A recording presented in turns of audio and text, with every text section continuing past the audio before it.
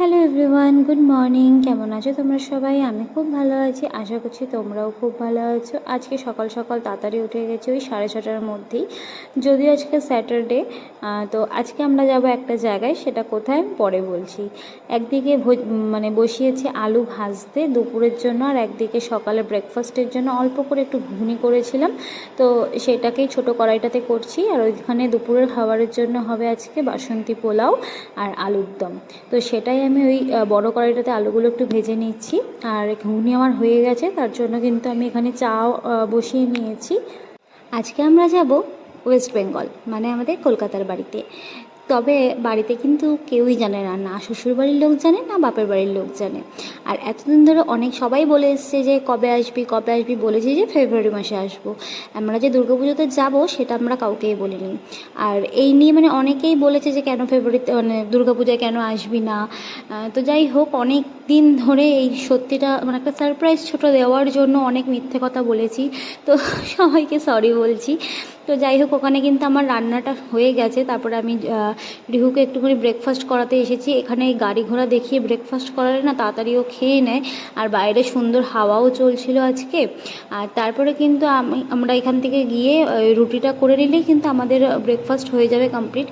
তারপরে সমস্ত যা টুকিটাকি কাজ ছিল, কিছু ব্যাগও গোছানোর ছিল, এমার্জেন্সি জিনিসগুলো নেওয়ার ছিল, তো সেগুলো আমি নিয়েছি। তারপরে কাজকর্ম সেরে স্নানটা করে এখন ওই 11টার মতন বাজে, এখন বসিয়ে দিয়েছি বাসন্তী পোলাওটা, কারণ আমাদের 1:30টার মধ্যে বেরোতেই হবে। আর আমরা দুপুরে খাওয়ার জন্য বানিয়েছি হলো, ওই বাড়িতে খাবো বলে বানিয়েছি ভাত, একটু পটল বাটা করেছিলাম, আর কালকে ডিম করেছিলাম, সেটাই একটু এক্সট্রা করে নিয়েছিলাম যাতে আমার আজকে কোনো ঝামেলা না হয়। আর আজকে তো সকাল থেকে উঠে বানিয়েছি আলুর দম, তারপরে ওই ঘুগনি রুটি সকালে খাওয়ার জন্য। আর এই যে পোলাওটাও বানাচ্ছি এখন। চালটাকে কিন্তু আগে থেকে ম্যারিনেট করে রেখেছিলাম, আর পোলাওয়ের রেসিপি তো অনেকবারই তোমাদেরকে দেখিয়েছি, তাই এখন আর বললাম না ডিটেলসে। তো চালটাকে ভেজে ডবল জল গরম করে রেখেছিলাম, যতটুকু চাল ছিল তার ডবল, তো সেটাকে এখন দিয়ে দিলাম। এবার ঢেকে 15 মিনিটের জন্য ছেড়ে দেবো, তারপরেই কিন্তু হয়ে যাবে 15 থেকে 20 মিনিটের মধ্যে আমার বাসন্তী পোলাও রেডি। তো এদিকে দেখো, আমাদের কিন্তু হয়ে গেছে 1:10-এর মধ্যে আমরা রেডি। তো আমরা কিন্তু বসেছিলাম, আমরা ক্যাব বুক করেছি, তো ক্যাবটা এখন আসলেই কিন্তু আমরা বেরিয়ে যাব। আর রিহু তো বেশ খুশি, দেখতেই পাচ্ছ, আমার কাছে আবার দৌড়ে চলে এসেছে ক্যামেরা দেখে। ও বুঝতে পারছে মনে হচ্ছে যে আমরা কোথাও ঘুরতে যাচ্ছি। তো তারপরে কিন্তু আমরা চলে এসেছিলাম, আর এখন মেট্রো করে যাব দিল্লিতে। মেট্রোতে উঠে রিহু খুব দুষ্টুমি করছিল, তার জন্য ওকে না আমি এই ট্রলিটার হ্যান্ডেলটা উঁচু করে ট্রলিটার মধ্যে বসিয়ে দিয়েছিলাম।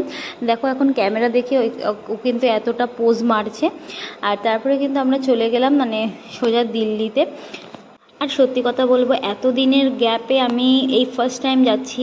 রিহু হওয়ার আগে আমরা 3 মাস থেকে 4 মাসের বেশি গ্যাপ দিতামই না, চলে যেতাম বাপের বাড়ি শ্বশুরবাড়ি ঘুরে চলে আসতাম।